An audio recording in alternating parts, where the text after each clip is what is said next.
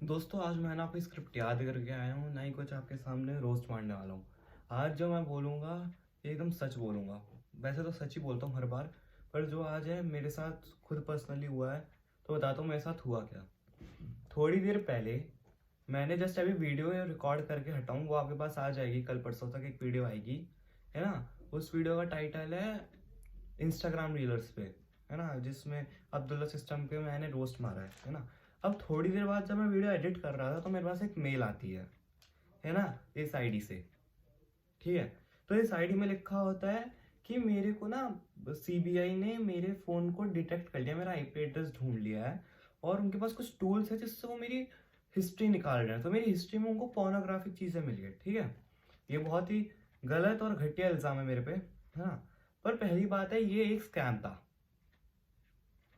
क्योंकि किसी भी गवर्नमेंट आईडी में कभी भी ऐसे कोड्स नहीं लिखे होंगे, है ना। और हमेशा जब भी कोई गवर्नमेंट मेल आता है तो या तो nic.in होता है या government.in होता है ना। फिर सेकंड पॉइंट आता है, इन्होंने मेरा आईपी एड्रेस डिटेक्ट कर लिया है। तुम भी कर सकते हो मेरा आईपी एड्रेस डिटेक्ट, बहुत लोग कर सकते हैं, क्योंकि आईपी एड्रेस डिटेक्ट करना इतनी बड़ी बात नहीं होती है ना।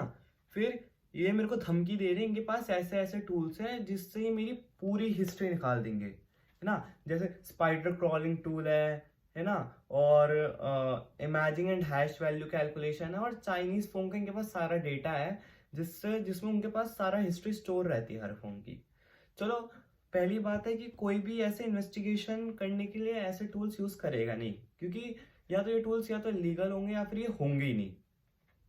सेकेंड पॉइंट ये हो गया, चाइनीज फोन का डेटा है, आपके पास डेटा है, मैं मानता हूँ, पर पहली बार बता रहा हूँ, मैं ये वीडियो सीबीआई या पुलिस को टारगेट नहीं कर रहा हूँ, क्योंकि वो लोग इसमें इन्वॉल्व है ही नहीं, ये स्कैमर्स हैं, हैकर्स हैं।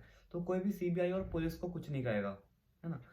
तीसरी बात कि ये जो डेटा है ना, आप किसी का एक्सेस कर रहे हो तो प्रॉपर एक ऑथेंटिक फॉर्म वो चाहिए होती है, क्या कहते हैं, अप्रूवल, कि हम आपका डेटा ढूंढ रहे हैं। ऐसे तो तुम किसी का भी डेटा उठा लोगे, है ना।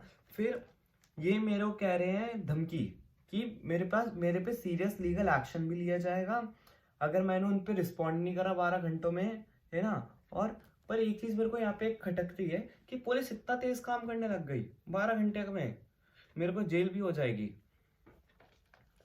है ना, क्योंकि कोर्ट में जो भी केस होता है उसको सॉल्व करने में सालों लग जाते हैं, है ना। यहाँ पे मेरे को सिर्फ 12 घंटे का अल्टीमेटम मिला है ना।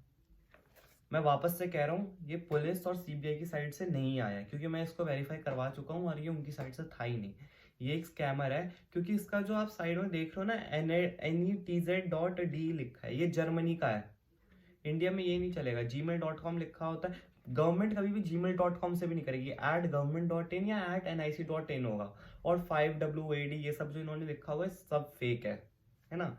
क्योंकि कोई भी हैकर, वो मतलब कोई भी गवर्नमेंट इस चीज को ऐसे नहीं लिखेगी, वो प्रॉपर लिखती है इंडियन CBI@government.in NIC.in या फिर ऐसा कुछ होता है, इसमें ऐसा नहीं है ना। फिर आता है कि ऐसे ना मेल्स आजकल बहुत हो रहे हैं, बल्कि मेरे पास आईफोन है तो उसके अंदर भी जब भी कोई कॉल लगाता हूँ तो उसमें लिखा आता है कि दीज कॉल्स आर, कि किसी भी ऐसी चीज़ों को उठाइए मत, इनको रिस्पॉन्ड भी नहीं करना है, और इनको वापस से मतलब इन पे क्लिक भी नहीं करना है। तो जब मेरे पास ये मेल आई ना, तो मेरी पूरी फैमिली टेंशन में आ गई, क्योंकि हमें तब पता नहीं था और उस टाइम कोई दिमाग में चीज़ें क्लिक करती नहीं है। तो मैं आप लोगों से यही गुजारिश करूंगा कि किसी भी फालतू साइट्स में जाइए मत, क्योंकि पोर्नोग्राफिक चीज़ें बच्चों के लिए तो बिल्कुल नहीं है। अडल्ट कर रहे हैं उनकी अलग बात है ना, बच्चों के लिए बिल्कुल नहीं है।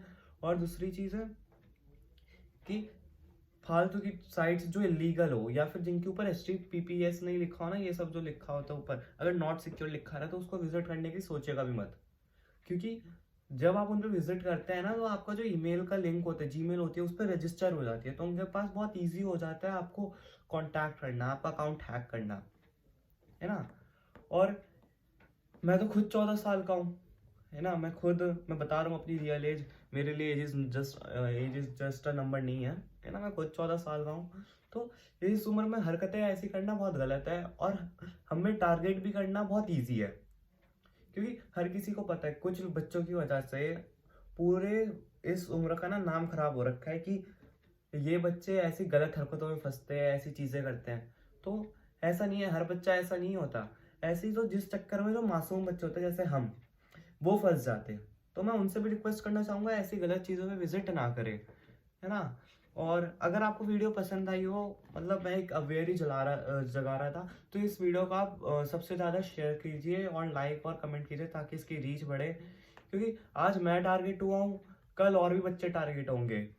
तो उनके सामने अवेयरनेस जगाना बहुत इंपॉर्टेंट है।